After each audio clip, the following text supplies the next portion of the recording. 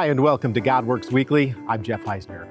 Today, we've got a special conversation with Dr. Tracee Swank from Church Doctor Ministries. She talks about what she's seeing as some of the trends in the church right now, and also shares what we can learn from ministry in the UK. The idea of a community grocery store that actually started in the UK, in Manchester, England, and that was out of a need of food shortages that was happening during the pandemic. And so this particular ministry had started, it wasn't a church, but it was a regular parachurch ministry that provided different services to people. But they realized that through the pandemic, just doing something like a food pantry really wasn't that helpful. And it was very labor intensive the way they had to do it. So they set up a community grocery store. And through that process, over the last 3 years since the pandemic, they have run alpha courses. For those who are familiar with Alpha, the introduction to Christianity that answers all of those key questions: who is God, who is Jesus? But they run Alpha courses. Following the Alpha course, they were starting to run Bible studies. And then people started to ask, well, when do we get to go to this thing called church? And it was still in the pandemic. They didn't have it because of the lockdown situations in the UK. They didn't have a church that they could send these people to because those churches were at capacity. So they ended up planting a church. And so now the model is, instead of planting the church first and then meeting the felt need, the model was meeting the need and then developing the folks through their spiritual formation and discipleship. And then the church planted and grew from that. And they've done that all across England. And I think that's something that we can do here in the US, particularly with our space in our church buildings. And that's something else we can talk about too, how we use our church spaces.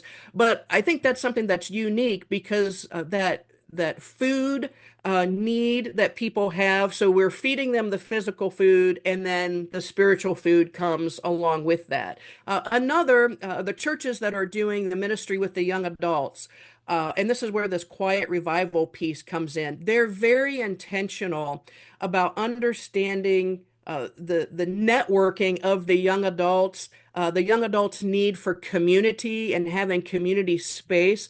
So one of the churches that we visited had a wonderful, just on fire for Jesus worship service, very Holy Spirit filled.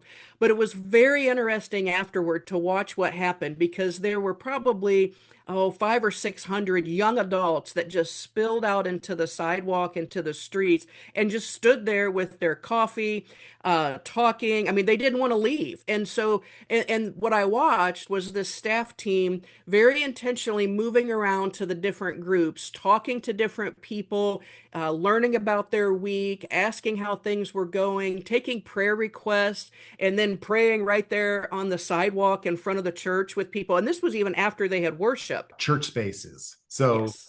Go ahead, expand on that. And what are your thoughts? Particularly within our Lutheran tradition, we have a lot of churches that had schools, different, grade level schools, whether K through, senior high or K through junior high or what have you. But, those unfortunately have declined. We're working with a few churches right now in that same situation where their schools have declined and they have all of this space. And so we're helping them rethink what family ministry, what ministry with kids and Christian education can look like through early childhood development centers, but then also what else can the church do in the community with that space? So are there opportunities, again, thinking about partnerships and networks? Are there other nonprofits in the area?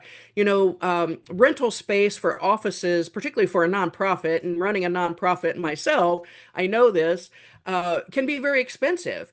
So looking at, what are the opportunities for the church to have some partnerships with other ministries, other like-minded, mission-minded organizations, where they might be able to come in and use that space throughout the week. We have a lot of church buildings that sit empty throughout the week. We also have a great need, again, for this idea of community and connectedness.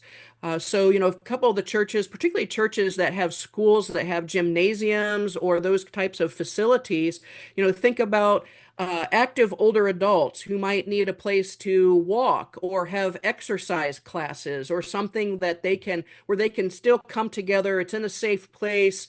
They can be there as a community, but then the church can offer hospitality. That's the key piece to this, is that it's not just about renting out space to generate income, but it's about outreach ministry right inside of your building. So creating hospitality, fellowship, connectedness to the church. And there are a few other models too, things like coffee shops or places, for moms groups and childcare, early childhood development centers, all of those types of things. But it goes back to what I said, it first takes being that risk-taking church to try something new and to transition into a different way of thinking about our church spaces.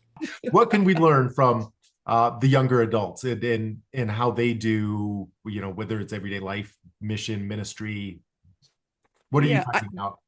that's a great question. So I have two nephews that now fit into that young adult age group, even though they've been raised, in our local church here. But it's really interesting as I look at them and their friend groups now at age 23 and 21, which is a pretty critical time of, getting launched into the next important stage of life. And what I'm seeing, and I also see this across our churches, is that young people today have a lot of questions about spiritual things. Even though my nephews, and obviously a lot of people probably that are listening to this, have people, young adults in their networks and in their families who have been raised in the church. We know that those people have friends who have not been raised in the church. And maybe even, first and second generation, no idea about what church is. They have to think back to grandma or even great grandparents to have a church context. So it's not really they have questions about the church per se, but they have questions about spiritual matters and why does faith matter and why does our Christian faith matter and how is it different from all of these other spiritual things that they may hear about out in the world, because now we have a lot more folks who are traveling, they're exposed to a lot. So being able to just engage in conversation and answer questions. So, and this is a real life example. My nephew is engaged. He's getting married here in December.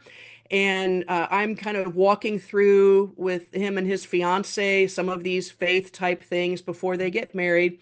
His fiance does not have a faith background, so I met with her one-on-one and asked her, what kind of questions do you have? And the very first question was, what happens when we die?